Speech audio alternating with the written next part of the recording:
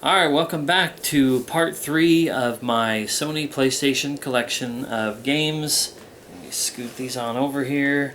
This is the last stack of them, and we'll just jump right on in.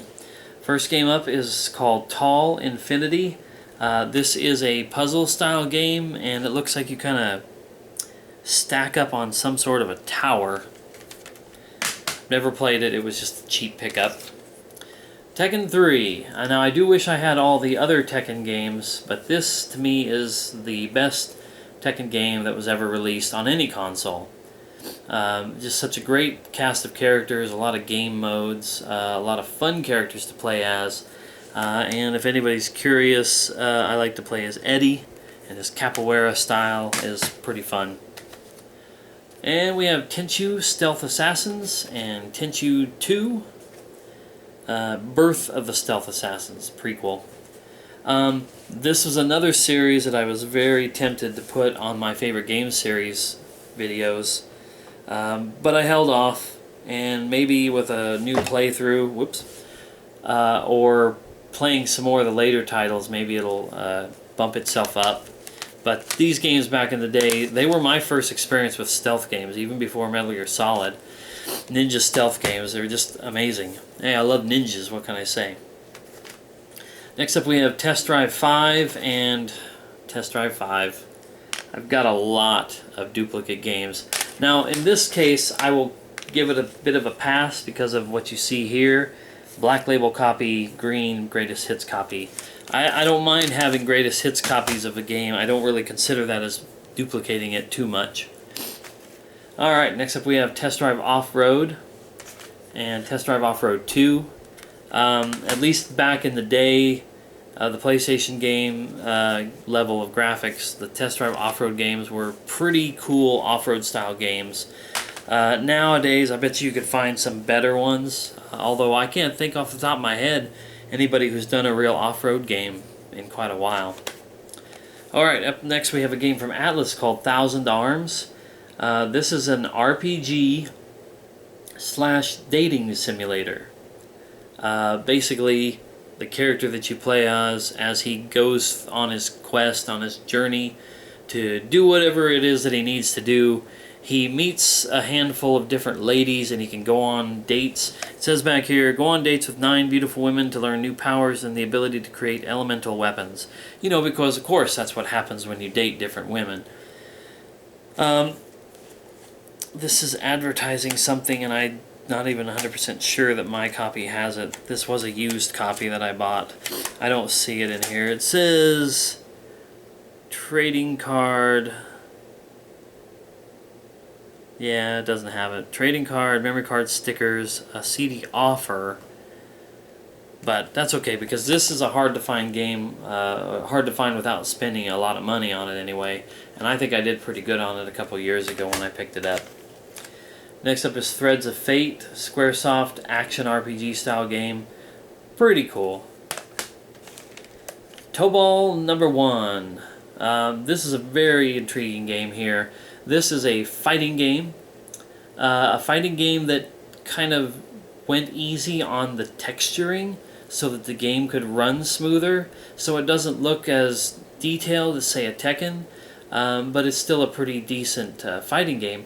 But it also has a very strange, like, RPG element to it, where you go through these levels as your character and you kind of level up and collect items and go on this little quest. It's very rudimentary. It's very simplified, but it was still pretty cool. And they had a game in Japan called Tobal 2, which was a sequel to it, that really refined all elements, especially the RPG game of it, and it never got released over here in the US, which is a massive bummer. But there's another really cool thing about having this. This has got a Final Fantasy VII sampler disc. It says Interactive Sampler CD, so I don't know if it's a full-on demo or what, but my case doesn't want to shut back for some reason. Shut. Wow. But it did say on the front here, Final Fantasy VII Sampler CD included, so That's something I overlooked on my Final Fantasy VII favorite game series videos, but there's another example of like a demo disc that I have for Final Fantasy VII. Alright, we'll blow through these really quick because I have a Tomb Raider video in my favorite game series, so you want to check those out if you want more thoughts on Tomb Raider, Tomb Raider 2, Tomb Raider 3, and Tomb Raider The Last Revelation. Alright, next up we have 007 Tomorrow Never Dies. This maybe is out of whack alphabetically, but anyway, Bond game. I played a little bit of this, and it was cool, but it wasn't like the best thing I've ever played. Alright, here's another series. It's in my favorite games, so check out the videos on that if you want to know more about Twisted Metal, Twisted Metal 2, Twisted Metal 3, and Twisted Metal 4. And next up is Jammer Lammy. This is a spin-off / maybe sequel of Parappa the Rapper. Not a big fan of those games as far as playing them. Want to have them in my collection. This is something I managed to pick up for cheap. Here's a really good Squaresoft game called Vagrant Story. A very interesting, almost like, I would call it sort of strategy RPG. Very interesting story, amazing graphics for the PS1. But very difficult for me to get through a certain part very near to the beginning of it, so I kind of crashed and burned on that one. There's Vigilante 8, car combat game. Warcraft 2, The Dark Saga. Anybody who knows anything about Warcraft, other than World of Warcraft, knows that most of the games in this series are strategy games like this one. So this was just something I got in I believe it was some sort of a trade deal with someone else. Not a game I would probably ever play. Then we have WWE Smackdown, Smackdown 2, Know Your Role. Another copy of Smackdown 2, Know Your Role. Those are a part of a bigger Smackdown collection that I have, and I kind of cover a lot of my favorite Smackdown games in its own installment of my favorite game series. Here's another game that's in that series, Xenogears. So check that out if you want to know more about it, but it's an amazing game. And then we wrap up my PlayStation 1 games. No, we don't wrap it up. I missed a couple of long boxes, so we'll cover those next. But this is the PlayStation 1 version of the X-Files game. Was my very first favorite game series installment about the PC version, but I did show off that I have two of the console versions. Okay, now the last two long boxes, because I forgot about these again. First one up here is Warhawk, and this is one of the first 3 games that I ever rented when I had my first experience with the PlayStation. So I was really excited to get a very nice long box version, although it is broke right there, so if I open this, it's going to want to swivel off. But this one even has the foam piece in there that a lot of these came with to kind of keep the disc from flying away. Maybe another reason why they got rid of these was because they knew that there were issues with the discs rolling around in these big cases. And then the last game to show off and the last long box is XCOM UFO Defense. This is another game that I have fond memories of, even though I'm horrible at it, and I never really got that far in it. But it was something that my friends and I rented way back in the day, and we struggled hand in hand, well, not necessarily holding hands, but we struggled to try to do something in this game.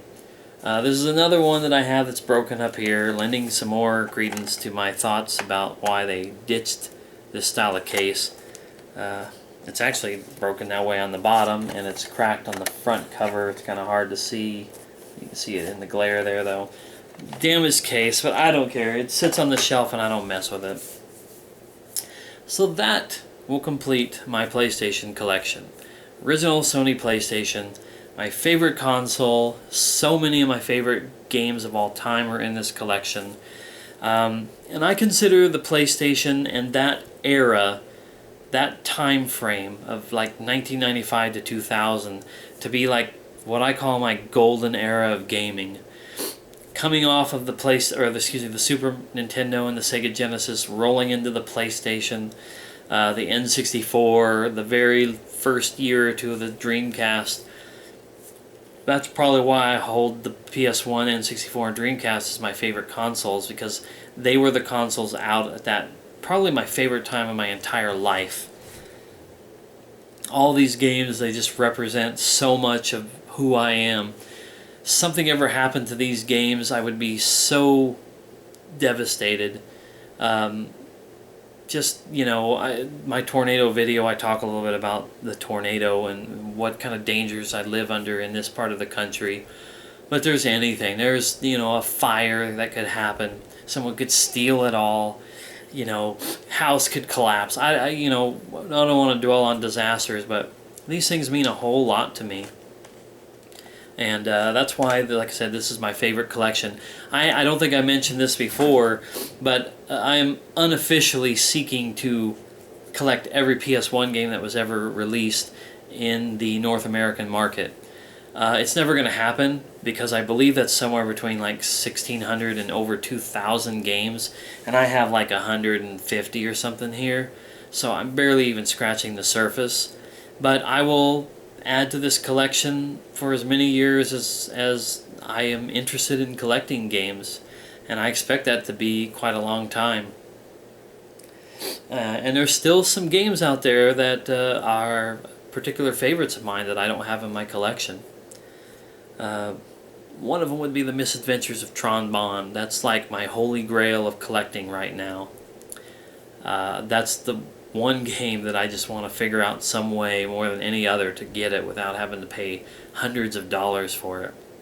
Anyway, that's my collection. Those are my thoughts. PlayStation 1, amazing console, amazing library of games. So many things, both positive and negative, I think were birthed with the PlayStation 1. So that's enough rambling out of me. I hope you enjoyed the videos. Stay tuned, because I will be tackling my biggest collection of them all next with the PlayStation 2. And then I'll have a PlayStation 3 and maybe my PC stuff. So thanks for watching. Thanks for sticking with this, and I'll see you next time.